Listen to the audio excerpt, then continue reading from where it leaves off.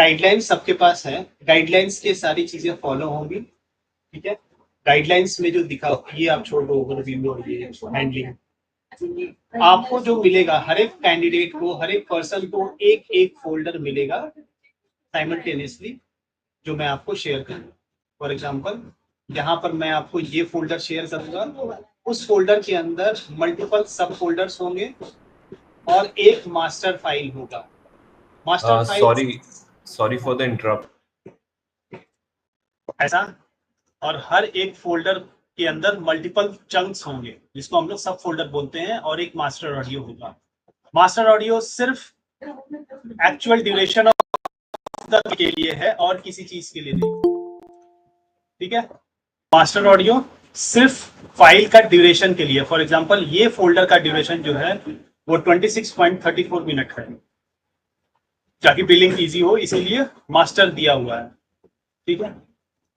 हर folder के अंदर सब फोल्डर है, सब फोल्डर के अंदर आपको एक फाइल मिलेगी, इसको आप हटा दो अभी, एक ऑडियो मिलेगी और एक उसके कॉरेस्पॉन्डिंग ट्रांसक्रिप्शन मिलेगी जो जेसन में होगी, जिसको हम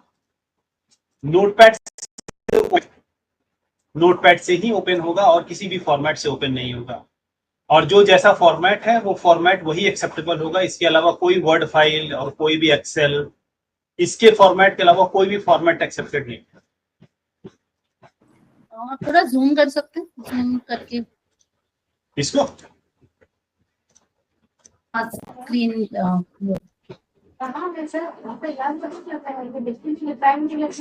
ठीक है।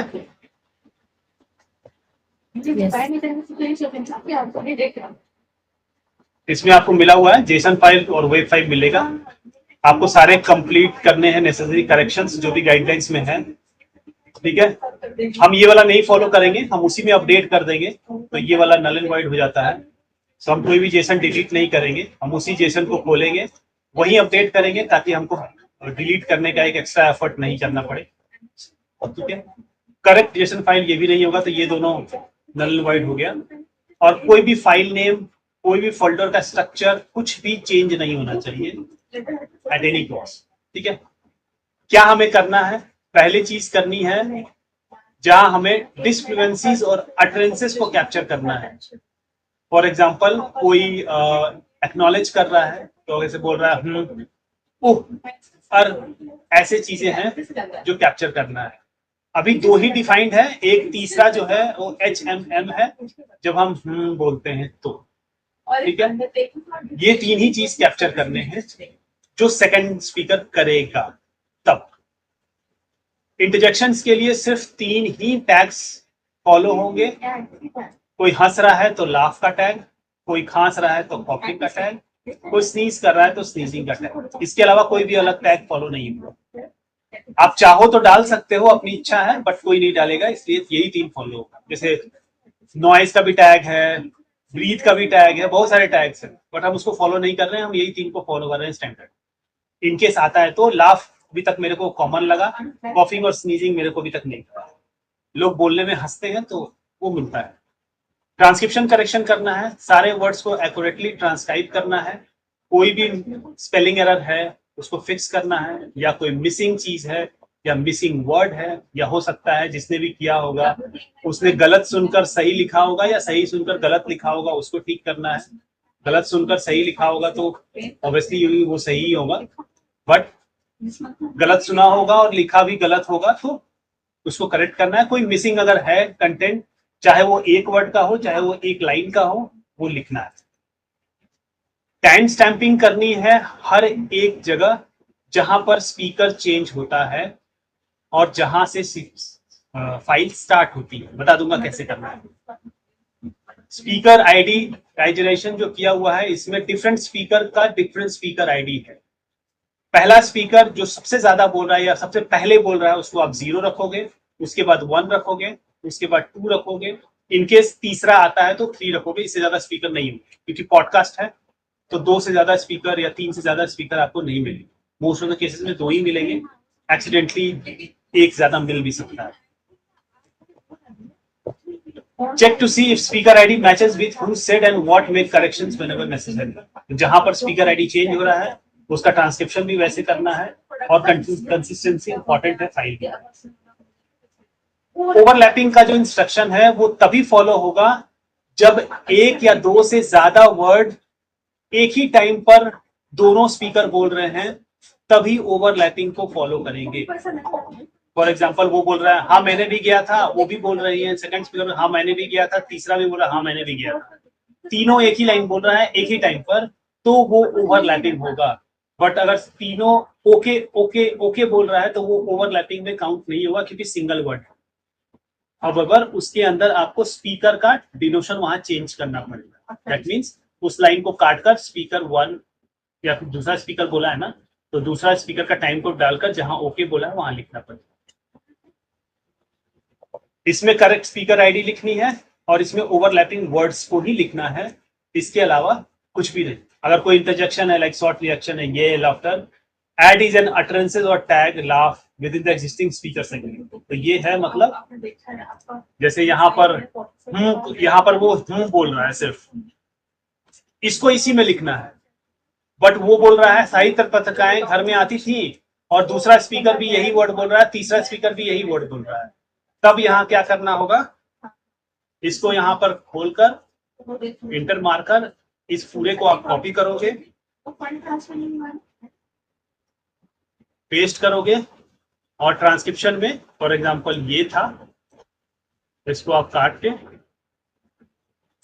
यहाँ पेस्ट कर दोगे। यहाँ पर आपने, मैं ये ड्यूरेशन बता दूंगा कैसे, उसका ड्यूरेशन यहाँ मेंशन कर दोगे, ये दोनों चीजें चेंज नहीं है।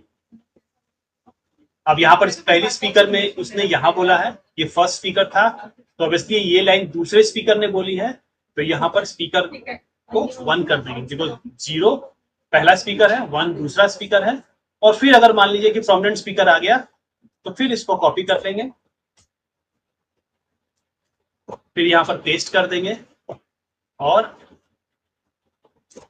मान लीजिए पूरा लाइन जो है वो स्पीकर 1 ने बोला था वो यहाँ कर देंगे और हर का वर्ड काउंट यहाँ मेंशन हो, यहाँ हट गया मेरे से ये वर्ड काउंट मेंशन।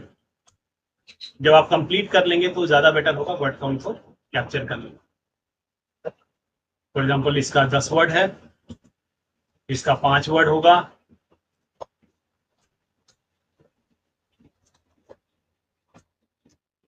और इसका मान लीजिए 120 वर्ड।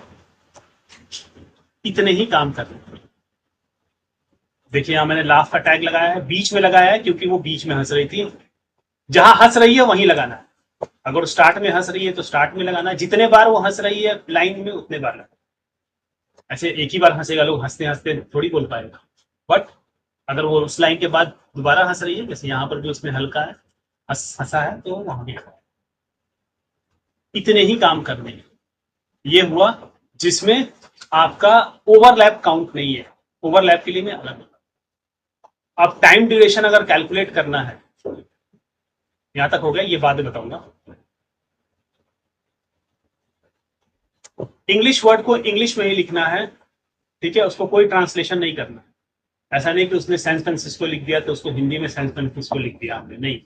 इंग्लिश वर्ड जैसा बोला हुआ है उसको वैसे ही लिखना है। अगर हिंदी बोला हुआ है तो हिंदी वाले फॉर्म में लिखना। ट्रांसक्रिप्शन 100% करेक्ट होगा और वर्बैटिम होगा, as close as possible without compromising speed, ठीक है। ये ओवरलैपिंग का है तो ये मैं आपको बाद में पूरी बता रहा हूँ at the end. For speaker labelling existing format को ही यूज करना है जो 0 से स्टार्ट होता है। 0 पहला स्पीकर, देन दूसरा स्पीकर, देन तीसरा स्पीकर, देन चौथा स्पीकर अगर होता है तो। बट ये मैन्युअली रेक्टिफाई करना, बफर वाला चीज को कभी नहीं छूना है और ना ही फॉर्मेट को कोशिश करना है कि कोई भी चीज इधर उधर एक एक्स्ट्रा स्पेस भी ना हो। कॉपी करने समय ध्यान दीजिएगा कि प्रिसाइज कॉपी करिएगा और प्रिसाइज ही पेस्ट करिएगा, ताकि यहाँ जैसे एक्स्ट्रा स्पेस हो गया वहां एक्स्ट्रा स्पेस ना हो। और अनक्लियर वर्ड्स अगर हैं तो उसको इग्नोर कर देना। ऐसे वर्ड्स जो समझ में नहीं आ रहे हैं उसको आप छोड़ सकते हैं। फॉर एग्जाम्पल यहाँ बोल रही है कि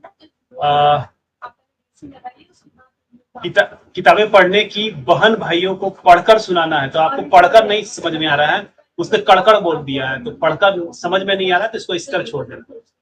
कोई टैग्स नहीं डालना है कि मेरे को समझ में नहीं आया, इनटेंजिबल या इनऑडिबल, ऐसा कुछ नहीं है।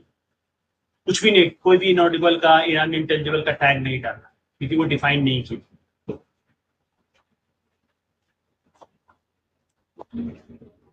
ये गाइडलाइंस पूरा मैंने आपको समझाया। अब ओवरलैपिंग है, फॉर एग्जाम्पल यही वर्ड है, यही लाइन है जो एक किसी टाइम जोन पर ना ओवरलैप हो रहा है। तो हमें क्या करना है, इसी फाइल नेम का एक और जेसन बनाना है और इसको नाम देना है लास्ट में ओवरलैप।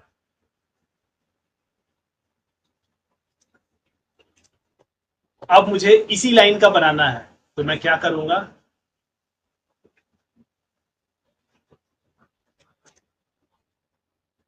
यहां पर इस लाइन को कॉपी करूंगा, यहां पे मैंने पेस्ट कर दिया, क्योंकि उसके बाद भी सेम है। ये पहला स्पीकर था जिसने ये लाइन बोला और दूसरे स्पीकर ने भी यही लाइन बोला, ठीक है। हेलो, आवाज जा रही है? दूसरे स्पीकर ने भी यही लाइन बोला है। तीसरे स्पीकर अगर है तो मैं तीसरा भी डाल देता हूं कि तीसरे स्पीकर ने भी यही लाइन बोला होगा। फॉर एग्जाम्पल ऐसे 2 ही स्पीकर होंगे, बट एक्सीडेंटली अगर 3 होता है तो। और ये अभी जरूरत नहीं है क्योंकि अभी मैं एक ही का कैप्चर कर रहा हूं। यहां पर उसका स्पीकर आईडी 0, फिर 1, फिर 2 हो जाएगा। यहां पर जिस टाइम ड्यूरेशन पे ओवरलैप हुआ है, स्टार्ट और एंड टाइम लिखना है उसका। और यहां पर सेम चीज कॉपी होगा, यहां पर भी टाइम ड्यूरेशन यहां जो होगा यहां पर भी होगा, यहां पर भी होगा, क्योंकि एक ही टाइम पर 3 लोगों ने बोला, ठीक है। ये ओवरलैप के लिए करना है। अगर उस ऑडियो में 5 बार हुआ है तो 5 बार करना है, अगर 1 बार हुआ है तो 1 बार।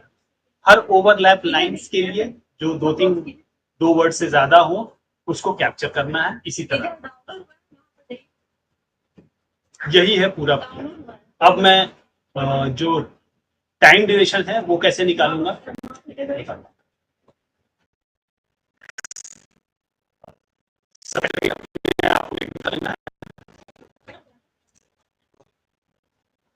इस ऑडियो को यहाँ ड्रैग करके यहाँ छोड़ना है।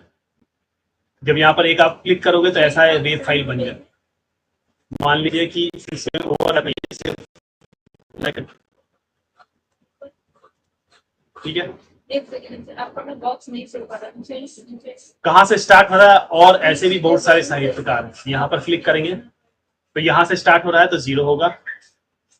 ये बिना कोई सेकंड स्पीकर बोले हुए बिल्कुल तक आ रहा है। फॉर एग्जाम्पल यहाँ पर बिल्कुल खत्म हो रहा है, तो मैं क्या करूंगा, थोड़ा सा यहाँ सेलेक्ट कर लूंगा, इंटर करूंगा, एंड टाइम मिल गया 30734, यहाँ पर लिख देना है 3073। इसका टाइम कोड हो गया। अब इसका टाइम कोड करना है, यहां से सेलेक्ट कर लूंगा थोड़ा सा ही, मेरे को स्टार्ट मिल गया 31023, तो मैं 31023 कर दूंगा। और फॉर एग्जांपल ये एक ही लाइन का है, तो फॉर यहां तक मैं सेलेक्ट कर लिया हूं, तो मुझे एंड भी मिल गया 34046। ये सारे मिली सेकेंड में ही कैप्चर। तो टाइम ड्यूरेशन हम इसी तरह कैप्चर करें। जब ये काम खत्म हो गया, इसको आप बंद कर सकते हैं, डोंट सेव करके, फिर दोबारा खोलिए, दोबारा आप काम कर सकते हैं, क्योंकि वो फिर टाइम ड्यूरेशन आप दोबारा उसमें डालोगे तो उसी में रहेगा। टाइम ड्यूरेशन ऐसे की, बस इतना ही है।